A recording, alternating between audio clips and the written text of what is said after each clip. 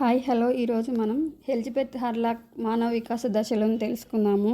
ఈమె 10 వికాస దశలు మరియు డెవలప్మెంట్ సైకాలజీ బుక్ను రచించింది. అలాగే 10 దశలు ఏంటంటే, 1 జననపూర్వ దశ, జైగోట్ దశ నుంచి పుట్టుక వరకు, అంటే ఫలదీకరణం నుంచి పుట్టుక వరకు. నవజాత శిశువు దశ, పుట్టినప్పటి నుంచి మొదటి 2 వారాలు. శైశవ దశ, 2వ వారం నుంచి 2 సంవత్సరాల వరకు. పూర్వ బాల దశ, 3వ సంవత్సరం నుంచి 5 సంవత్సరాల వరకు. ఉత్తర బాల దశ, 6 సంవత్సరాల నుంచి 10 లేదా 12 సంవత్సరాల వరకు. యవనారంభ దశ, 10 లేదా 12 సంవత్సరాల నుంచి 13 లేదా 14 సంవత్సరాల వరకు.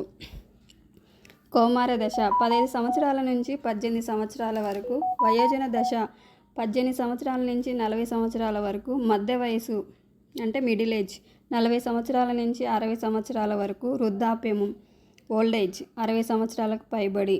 సో ఇది 10